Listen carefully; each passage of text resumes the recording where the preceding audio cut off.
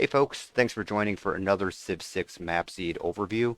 And in this overview, we're going to be going over a pretty interesting map seed for Germany. It is on a tilted axis map, and here are the full details for the map seed. Now, of course, you may get other civilizations that might have the same start bias as Germany, or they may not. Try it out with other civs, and you may or may not get this starting location. Now, you can set the city states to any number you want, and you should still get the same starting location.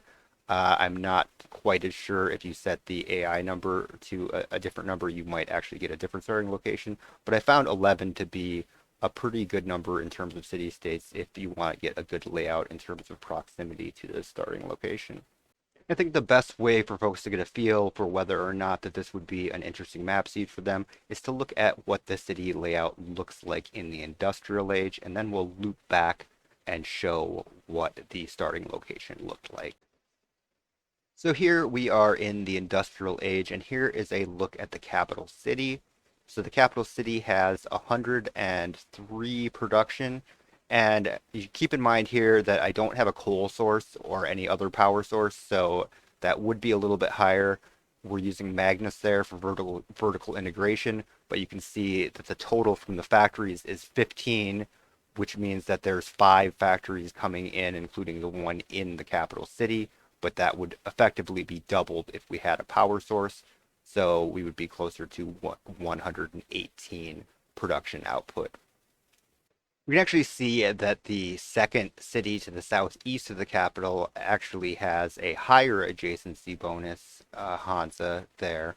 And if you're not familiar with how Hansa works, you can basically think of it as a cheaper to build industrial zone that also gets a major adjacency bonus off of commercial hubs rather than just off of dams, aqueducts, and canals. So you can see that the second city has a base of plus 10, doubled the plus 20 with the policy card. So that is getting a major adjacency off of 5 of the 6 possible surrounding hexes. The other hex belongs to the Hansa from the capital city, so that's why we weren't able to get a 6th adjacency bonus there. But you can see that all 3 Hansas are sort of lined up in a sort of diagonal line there just to the southeast of the capital, and that we're getting relatively high production off of all of these. So we're getting most of our cities are somewhere in the 50 to 80 production range with this setup. Now, what makes this map setup a little bit fun is because you are basically having to work around not having a river, which is normally how you would set up your industrial zone hub. So in this case, you sort of had to hold out for a canal, which is much later, but we were able to capitalize on that setup. And then you'll notice to the north of the starting city that we utilized the Pamukkale natural wonder, which is generally not considered to be a great natural wonder, but if you start right by it, it gives you a lot of flexibility in terms of districting bonuses, and we'll go over that when we go back to the starting location. The starting spawn spot here starts within view of the natural wonder, so you'll actually immediately trigger the boost for astrology, as well as getting a chance to get the Hermetic Order unlock if that's the route you want to go. I don't recommend settling in place because that will be a coastal water source, so you'll get less housing than if you move 1 tile to the east or to the northeast, where you can get fresh water, and that's actually going to be a little bit closer to the natural wonder, which can be sort of a two-edged sword because you're going to be taking up some of your tiles with tiles that can't be worked, the 2 tiles that belong to the wonder.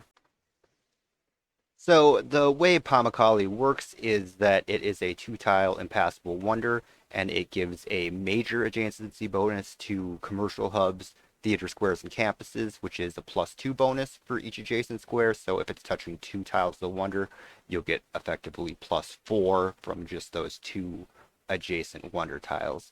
For holy sites, it gives a standard adjacency bonus, which is going to be +1, pretty much the same as if you settled it by a mountain. So this actually opens up some interesting options if you'd like. You don't. I opted not to set up my industrial zone complex up by the Pamukkale side, although you could try and work something like that in because the commercial hub you could get the major adjacency bonus from the Pamukkale and then also put a harbor to get the gold bonus on the water side that's just across that strip of land.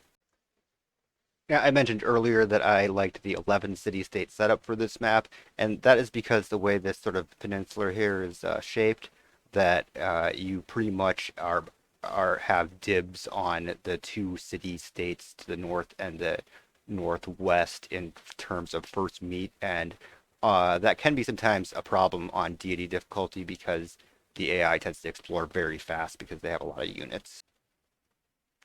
So this map offers some interesting setups in terms of if you settle on the freshwater to the eastern side, you have some options with Petra there and still within range to take advantage of that Pamukkale for some districting bonuses. And because of that southern water adjacency there too, I mean, you can obviously set up some good commercial hub adjacencies between the Pamukkale and setting a harbor on the other side, which will make up for not having the river adjacency bonus for that. And then it also gives you additional flexibility in terms of campuses and theater squares also getting adjacencies, and obviously getting the additional amenity from the entertainment complex there makes it a nice area to set up theater squares there.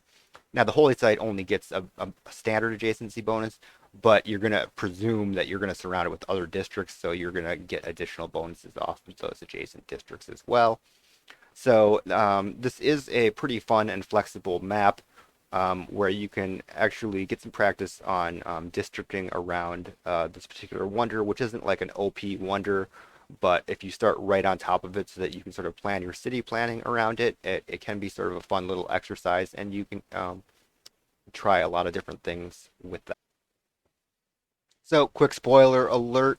There is one civ that if you start here, that they will start off sort of on their own little continent area or just sharing like a pretty big landmass with one other civ, and they will ramp up pretty quick.